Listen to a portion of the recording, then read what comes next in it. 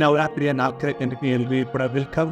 So ಇವತ್ತು ನಾವೆಲ್ಲರೂ ಕೂಡ ಮಾ ದುರ್ಗೆಯ 4ನೇ ರೂಪವಾಗಿರುವಂತಹ ಕುಷ್ಮಾಂಡ ದೇವಿಯ ಆರಾಧನೆ ಮತ್ತು ಪೂಜೆ ಹಾಗೂ ಸ್ತುತಿಯನ್ನು ಮಾಡ್ತಾ ಇದ್ದೀವಿ. ಸೊ ಹಾಗಾದರೆ ಯಾವಾಗ 4 ಕಡೆ ಅಂಧಕಾರ ಕತ್ತಲು ಕವಿದಿದ್ದಾಗ ದೇವಿ ತನ್ನ ಮಂದ ನಗುವಿನಿಂದ ಸೃಷ್ಟಿಯ ರಚನೆಯನ್ನು ಮಾಡಿದ್ರು ಅಂತ ಹೇಳಲಾಗ್ತದೆ. ಅದಕ್ಕೋಸ್ಕರ ದೇವಿಗೆ ಆದಿಶಕ್ತಿ, ಆದಿ ಸ್ವರೂಪಿ ಅಂತಲೂ ಕೂಡ ಕರೆಯಲಾಗ್ತದೆ. ಹಾಗೆಯೇ ದೇವಿಯನ್ನು ಅಷ್ಟಭುಜಾಧಾರಿಯಾಗಿಯೂ ಕೂಡ ತೋರಿಸ್ತಾರೆ. ಸೊ ಪ್ರತಿಯೊಂದು ಕೈಯಲ್ಲಿ ಅಲಂಕಾರಿಕ ರೂಪವಾಗಿ ಕಮಂಡಲ ಮತ್ತು ಕಮಲ ಪುಷ್ಪ, ಕಳಶ, ಚಕ್ರ, ಗದೆ, ಜಪಮಾಲೆ, ಬಿಲ್ಲು ಬಾಣವನ್ನು ತೋರಿಸಲಾಗಿದೆ. ಹಾಗಾದರೆ ಒಂದೊಂದು ಆಯುಧದ ಆಧ್ಯಾತ್ಮಿಕ ರಹಸ್ಯ ಏನು ತಿಳ್ಕೊಂಡು ಬರೋಣ. ಕಮಂಡಲ ಅಂದರೆ ಈಶ್ವರೀಯ ಜ್ಞಾನವನ್ನು ಸ್ವಯಂನಲ್ಲಿ ಧಾರಣೆ ಮಾಡಿಕೊಂಡಿರುವಂತಹ ಪ್ರತೀಕವಾಗಿದೆ. ಎರಡನೇದು ಬಿಲ್ಲು ಬಾಣ, ಜ್ಞಾನದ ಬಾಣವನ್ನು ಹೊಡೆಯುವಂಥದ್ದು ಅಥವಾ ಯಥಾರ್ಥವಾದಂತಹ ಜ್ಞಾನವನ್ನು ಬೇರೆಯವರಿಗೆ ತಲುಪಿಸುವಂಥದ್ದು. ಮೂರನೇದು ಕಮಲ. ಕಮಲ ಇದರ ಆಧ್ಯಾತ್ಮಿಕ ರಹಸ್ಯ ನಾವು ಮೊದಲನೆಯ ದಿನವೇ ಅರ್ಥ ಮಾಡ್ಕೊಂಡಿದ್ದೀವಿ. ಈ ಕಲಿಯುಗದಲ್ಲಿ ಇರುತ್ತಾ ಎಲ್ಲ ದುಷ್ಪರಿಣಾಮದ ಪ್ರಭಾವದಿಂದ ಮುಕ್ತರಾಗಿರುವಂತಹ ಸ್ಥಿತಿಯಾಗಿದೆ. 4ನೇದು ಕಳಶವನ್ನು ತೋರಿಸಲಾಗ್ತದೆ. ಇದು ಜ್ಞಾನಾಮೃತವನ್ನು ಕುಡಿಯುವುದರ ಅಥವಾ ಪಡೆದುಕೊಳ್ಳುವುದರ ಪ್ರತೀಕವಾಗಿದೆ. ಹಾಗೆಯೇ ಚಕ್ರ.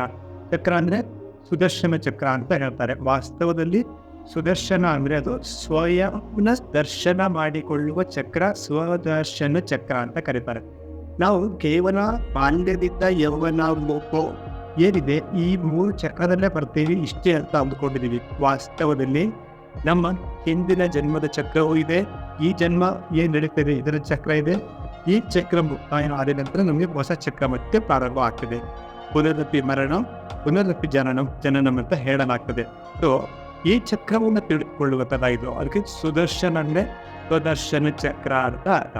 ಸೊ ಸ್ವಯಂ ದರ್ಶನ ಮಾಡಿದಾಗ ಅರ್ಥ ಆಗುತ್ತೆ, ನನ್ನ ಜೀವನದಲ್ಲಿ ಯಾಕೆ ಹೀಗೆ ಎಲ್ಲ ನಡೀತಾ ಇದೆ, ನನ್ನ ಸಂಬಂಧಿಯಾಗಿ ಯಾಕೆ ಇವರು ಬಂದರು, ಯಾಕೆ ಇವರು ನನಗೆ ಅಪ್ಪ ಅಮ್ಮ ಆಗಿ ಬಂದಿದ್ದಾರೆ, ನನ್ನ ಹೆಂಡತಿ ಮಕ್ಕಳಾಗಿ ಬಂದಿದ್ದಾರೆ, ನನ್ನ ವ್ಯವಹಾರದಲ್ಲಿ ಇಷ್ಟೊತ್ತು ಲಾಸ್ ಯಾಕೆ ಆಗ್ತಾ ಇದೆ, ಯಾಕೆ ಇಷ್ಟೊತ್ತು ಮಿಸ್ಅಂಡರ್ಸ್ಟ್ಯಾಂಡಿಂಗ್ ಆಗ್ತಾ ಇದೆ, ಮತ್ತು ಬೇರೆಯವ್ರ ಜೊತೆ ಚೆನ್ನಾಗಿದ್ದೀವಿ, ಇನ್ನೊಬ್ಬರ ಜೊತೆ ನಮಗೆ ಚೆನ್ನಾಗಿಲ್ಲ, ನಾವು ಅವರು ಚೆನ್ನಾಗಿ ನೋಡ್ಕೊಳ್ತಿದ್ದೀವಿ, ಅವ್ರು ಯಾಕೆ ನಮ್ಮನ್ನು ಚೆನ್ನಾಗಿ ನೋಡ್ಕೊಳ್ತಾ ಇಲ್ಲ ಎನ್ನುವ ತ್ರಿಕಾಲದರ್ಶಿ ಅಥವಾ ಸ್ವದರ್ಶನ ಸ್ವಯಂನ ದರ್ಶನ ಮಾಡಿಕೊಂಡಾಗ ನನಗೆ ಅರ್ಥ ಆಗುತ್ತೆ. ಸೊ ನಾನು ಯಾರು, ಏನು ಮಾಡಬೇಕು ಅಂತ. ಇದು ಚಕ್ರದ ರಹಸ್ಯ ಆಧ್ಯಾತ್ಮಿಕವಾಗಿದೆ. ಗದೆ ಅಂದರೆ ಏನು? ಬೇರೆಯವರ ಮೇಲೆ ಯುದ್ಧ ಮಾಡಿ ವಿಜಯವನ್ನು ಪಡೆದುಕೊಳ್ಳುವ ಸಾಂಕೇತಿಕ ರೂಪ ಅಲ್ಲ ಅದು. ನಾವು ವಿಕಾರಗಳ ಮೇಲೆ ವಿಜಯ ಪಡೆದುಕೊಟ್ಟಿರುವಂತಹ ಒಂದು ಸಾಂಕೇತಿಕ ರೂಪ.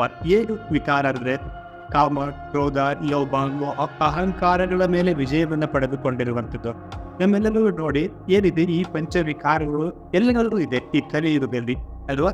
ಆದರೆ ವಾಸ್ತವದಲ್ಲಿ ನಮ್ಮ ಸ್ವಧರ್ಮ ಏನು, ನನ್ನ ಸ್ವಯಂ ಗುಣಲಕ್ಷಣಗಳೇನು? ಖುಷಿಯಾಗಿರೋದು, ಆನಂದವಾಗಿರೋದು, ಪ್ರೀತಿಯಿಂದ ಎಲ್ಲರ ಜೊತೆ ಬೆರೆಯುವಂಥದ್ದು, ಪ್ರೀತಿಯ ಮಾತುಗಳನ್ನು ಆಡುವಂಥದ್ದು, ಒಡನಾಟದಿಂದ ಎಲ್ಲರ ಜೊತೆಯಲ್ಲಿ ಸೇರ್ಕೊಂಡು ಖುಷಿಯಾಗಿ ಜೀವನವನ್ನು ನಡೆಸುವಂಥದ್ದು, ಆನಂದ, ಪ್ರೇಮ, ಅಷ್ಟು ಶಕ್ತಿಗಳು ನಮ್ಮದು. ಅಂದರೆ ಈ ವಿಕಾರಗಳು ನಮ್ಮದಲ್ಲ. ಈ ವಿಕಾರಗಳ ಮೇಲೆ ಜಯಿಸಿರುವ ಸಾಂಕೇತಿಕ ರೂಪವೇ ಗದೆ ಮತ್ತು ಮಾಲೆಯನ್ನು ತೋರಿಸಲಾಗುತ್ತೆ. ಈ ಜಪಮಾಲೆಯ ವಾಸ್ತವಿಕ ಅರ್ಥ ನಿರಂತರ ಭಗವಂತನ ಸ್ಮೃತಿಯಲ್ಲಿರುವಂಥದ್ದು. ನಾವು ಯಾಕಂದರೆ ತುಂಬ ವಿಸ್ತೃತರಾಗಿಟ್ಟಿದ್ದೀವಿ. ನಮಗೆ ಅನಿಸುತ್ತೆ ನಾವೇ ಈ ದೇಹ ಅಂತ ಅನಿಸುತ್ತೆ, ಅಥವಾ ನಮಗೇನೋ ಒಂದು ಪೊಸಿಷನ್ ಸಿಕ್ಕಿರುತ್ತೆ. ಆ ಪೊಸಿಷನ್ ಅಂದರೆ ಡಾಕ್ಟರ್, ನಾನು ಇಂಜಿನಿಯರ್, ನಾನು ಇನ್ಸ್ಪೆಕ್ಟರ್, ನಾನು ಲಾಯರ್, ಈ ರೀತಿಯೆಲ್ಲ ನಾವು ಅಂದ್ಕೊಳ್ತೀವಿ. ವಾಸ್ತವದಲ್ಲಿ ನಮ್ಮದು ಮಧ್ಯದಲ್ಲಿ ಸಿಕ್ಕಿರೋದು ಕೂಡ ಈ ಜನ್ಮ ಹುಟ್ಟಿದವಾಗಿದ್ದ ನಾಯಿಯ ಹೊಟ್ಟೆಯಿಂದ ಬರ್ತಾ ನಮಗೆ ಸಿಕ್ಕಿರಲಿಲ್ಲ. ಮರದಲ್ಲಿ ವಿದ್ಯಾಭ್ಯಾಸ ಮಾಡ್ತೀವಿ, ನಂತರ ಸಿಕ್ಕಿರುವಂಥದ್ದು. ಸೊ ನಿರಂತರ ನೆನಪು ಅಂತಾದ್ರೆ ಭಗವಂತನದ್ದು ಏನಂದರೆ ನಾನು ಇದನ್ನು ಕರ್ತವ್ಯದ ರೂಪದಲ್ಲಿ ನಿಭಾಯಿಸ್ತಿದ್ದೇನೆ ಹೊರತಾಗಿ ನಾನು ನನಗೆ ಸಿಕ್ಕಿರುವ ಜವಾಬ್ದಾರಿ ನಾನಲ್ಲ. ಅಂದರೆ ಜವಾಬ್ದಾರಿ ಏನು? ನಾನು ಡಾಕ್ಟರ್ ಆಗಿದ್ದರೆ ಇದು ಡಾಕ್ಟರ್ ಅಲ್ಲ, ಇದು ನನ್ನ ಕರ್ತವ್ಯ ನಿಭಾಯಿಸ್ತಾ ಇದ್ದೀನಿ. ತಂದೆ ಅಂದರೆ ನಾನು ತಂದೆಯ ಕರ್ತವ್ಯದಿಂದ ನಿಭಾಯಿಸ್ತಾ ಇದ್ದೀನಿ ಅಂತ ಅರ್ಥ. ಈ ಹಿತರದಿ ಆಗಿದ್ದೇನೆ, ಗಂಟ ಆಗಿದ್ದೇನೆ ಅಂದರೆ ಅದು ನನ್ನ ಜವಾಬ್ದಾರಿ, ನನ್ನ ಧರ್ಮ, ನನ್ನ ಕರ್ತವ್ಯವನ್ನು ನಿಭಾಯಿಸ್ತಿದ್ದೀನಿ ಅಷ್ಟೇ. ಆದರೆ ಅದು ನಾನಲ್ಲ, ನಾನು ಹೆಂಡತಿ ಅಲ್ಲ, ನಾನು ಗಂಡ ಅಲ್ಲ. ಸೊ ಇದು ದೇಹಕ್ಕೆ ಸೀಮಿತವಾಗಿರುವಂಥದ್ದು. ಈ ದೇಹದ ಪರಿಧಿಯಿಂದ ನಾವಿರೋದು ದುಃಖದಿಂದ ಹೊರಬರುವಂಥದ್ದು. ಸೊ ಎಲ್ಲ ಸ್ಥಿತಿ ಎಲ್ಲ ವಿಷಯದಲ್ಲೂ ಕೂಡ ಸ್ಥಿತಿ ಸಮಾನವಾಗಿರುವುದಕ್ಕೆ ನಮಗೆ ಆಧಾರವೇ ಸ್ಮೃತಿ.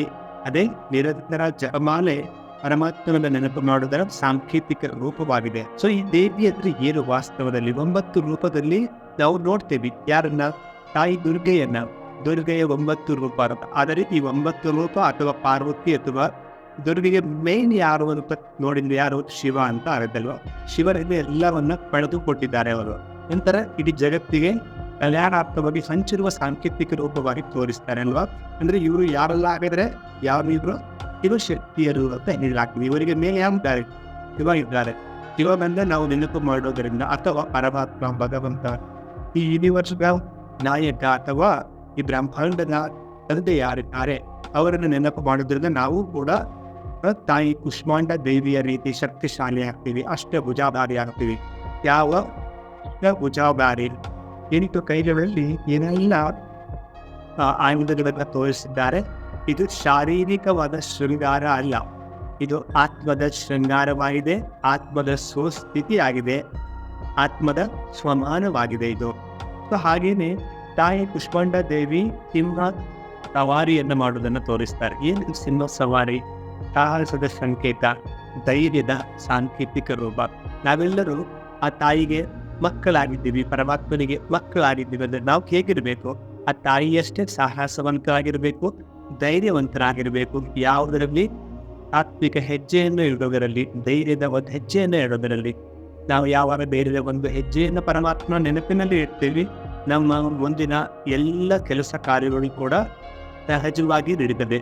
ಅಕಸ್ಮಾತ್ ನಾವೇನೋ ಒಂದು ಸಾಹಸದ ಒಂದು ಹೆಜ್ಜೆ, ಧೈರ್ಯದ ಒಂದು ಹೆಜ್ಜೆಯನ್ನು ಇಡ್ತೀವಿ, ತ್ರಿಕಾಲದರ್ಶಿಯಾಗಿ ಪರಮಾತ್ಮನ ನೆನಪಿನಲ್ಲಿ ಅವಳದ ಹೂವಿನ ರೀತಿಯಲ್ಲಿ ಭಿನ್ನವಾಗಿ ಅಥವಾ ಅಂಟೆಯೂ ಅಂಟದಂಥ ಸ್ಥಿತಿಯಲ್ಲಿ ಹಾಗೇನೆ ಸ್ವಯಂನ ದರ್ಶನವನ್ನು ಮಾಡ್ತಾ ಧೈರ್ಯದ ಒಂದು ಹೆಜ್ಜೆಯನ್ನು ಇಟ್ಟು ಪರಮಾತ್ಮನ ಸ್ಮೃತಿಯಲ್ಲಿ ಆ ಕೆಲಸ ಸಕ್ಸಸ್ ಆಗಿಲ್ಲ ಅಂದರೆ ನಮಗೆ ಅರ್ಥ ಆಗುತ್ತೆ, ಇದಕ್ಕೆ ಹೇಳಲಾಗುತ್ತೆ ದೇವಿಯನ್ನ ಯಥಾರ್ಥವಾಗಿ, ಪರಮಾತ್ಮನನ್ನ ಯಥಾರ್ಥವಾಗಿ ಅರ್ಥ ಮಾಡಿಕೊಂಡು ಒಂದು ಹೆಜ್ಜೆಯನ್ನು ಇಡೋದು ಅಂತ. ನಾವು ಹೆಜ್ಜೆ ಇಟ್ಟಿದ್ದೀನಿ, ಸೋಲು ಆಗ್ಬೋದು, ಗೆಲುವು ಆಗ್ಬೋದು. ತ್ರಿಕಾಲದರ್ಶಿಯಾಗಿ ನೋಡಿದಾಗ ಅದರಲ್ಲಿ ಯಾವುದೋ ಒಂದು ಕಲ್ಯಾಣ ಇದೆ, ಆ ಕಲ್ಯಾಣವನ್ನು ಅರ್ಥ ಮಾಡಿಕೊಳ್ಳೋದೆ ಸೋಲು ಗೆಲುವಿನಲ್ಲಿ. ಅದಕ್ಕೆ ಹೇಳಲಾಗ್ತದೆ ಎನ್ಲೈಟನ್ ಆಗುವಂಥದ್ದು. ಎನ್ಲೈಟನ್ ಅಂದರೆ ಯಾರು? ದೇವಿ, ದುರ್ಗೆ ಅಥವಾ ನವರೂಪಗಳು ಏನಿದೆ ಅಲ್ವಾ, ಅದು ಎನ್ಲೈಟನ್ ಸ್ಟೇಜಿನ ಸಿಂಬಾಲಿಕ್ ರೂಪ ಆಗಿದೆ. ಸೊ ನಾನು ಗೆದ್ದವಾಗ ಮಾತ್ರ ಚೆನ್ನಾಗಿರೋದಲ್ಲ, ನಾನು ಸೋತೆ, ಪರಮಾತ್ಮನ ಸ್ಮೃತಿಯಲ್ಲಿ ಹೆಜ್ಜೆ ಇದ್ದೆ, ಅದನ್ನು ಸೋತೆ. ಯಾಕೆ ಸೋತೆ ಅಂತ ನನಗೆ ಅರ್ಥ ಆಯ್ತಾ? ವಿಕಾರವೃಷಿಯಾಗಿದ್ದೀನ, ಸುದರ್ಶನ ಚಕ್ರಧಾರಿಯಾಗಿದ್ದೀನ, ಇದಕ್ಕೆ ಹೇಳಲಾಗ್ತದೆ. ಸೋಲಿನಲ್ಲೂ ಕೂಡ ಅದರ ವಾಸ್ತವಿಕತೆಯನ್ನು ಅರ್ಥ ಮಾಡಿಕೊಳ್ಳುವಂಥದ್ದೇ ಎನ್ಲೈಟನ್. ಸಮಾನ ಸ್ಥಿತಿಯನ್ನು ಬ್ಯಾಲೆನ್ಸ್ ಮಾಡೋದೇ ಎನ್ಲೈಟನ್ ಆಗೋದು, ಜ್ಞಾನೋದಯವನ್ನು ಪಡ್ಕೊಳ್ಳುವಂಥದ್ದು. ನನಗೆ ಗೆಲುವೇ ಬೇಕು, ನಾನು ವಿಜಯಿ ಆಗಬೇಕು, ಸಫಲತೆ ನನ್ನ ಈಶ್ವರೀಯ ಜನ್ಮಸಿದ್ಧ ಅಧಿಕಾರವಾಗಿದೆ ಅಂತ ನಾನು ಹೆಜ್ಜೆಯನ್ನು ಇಟ್ಟಿದ್ದೀನಿ. ಆದರೆ ನನಗೆ ಮೇಲ್ನೋಟಕ್ಕೆ ಸಕ್ಸಸ್ ಕಾಣ್ತಾ ಇಲ್ಲ. ಆ ಸಕ್ಸಸ್ ಕಾಣದೇ ಇದ್ದಾಗ, ಸಫಲತೆ ಕಾಣ್ತಾ ಇದ್ದಾಗ ಅದರ ವಾಸ್ತವಿಕ ಹಿಂದಿನ ರಹಸ್ಯ ತ್ರಿಕಾಲದರ್ಶಿಯಾಗಿ ನಮಗೆ ಕಾಣ್ತಾ ಇದೆ ಅಂದರೆ ವರ್ತಮಾನ, ಭೂತಕಾಲ, ಭವಿಷ್ಯ ಕಾಲದವರೆಗೆ ಆ ಫೇಲ್ಯೂರಲ್ಲಿ ಅಥವಾ ಆ ಸಕ್ಸಸ್ನಲ್ಲಿ ಕಾಣ್ತಾ ಇದೆ ಅಂದರೆ ಹೇಳಲಾಗ್ತದೆ ಎನ್ಲೈಟನ್ ಸ್ಟೇಜ್ನಲ್ಲಿ ಇದ್ದೀನಿ, ನಾನು ಕೂಡ ಕುಷ್ಮಾಂಡ ದೇವಿಯ ಸಮಾನ. ಈಗ ದೇವಿ, ಈಗ ಅನವಪಿತ ಪರಮಾತ್ಮ ಭಗವಂತ ಶಿವ ಸರ್ವೋಚ್ಚ ಶಕ್ತಿ. ವಾವ್, ನನ್ನ ಮಗು ಎಷ್ಟು ತಿಳುವಳಿಕೆಯಿಂದ ಕೂಡಿದೆ ಅಂತ ಪರಮಾತ್ಮ ಕೂಡ ಖುಷಿ ಆಗ್ತಾರೆ, ಆ ದೇವಿ ಕೂಡ ನಿಶ್ಚಿಂತವಾಗ್ತಾರೆ. ಅದು ಇನ್ನೇನು ಬೇಕು ದೇವಿಗೆ?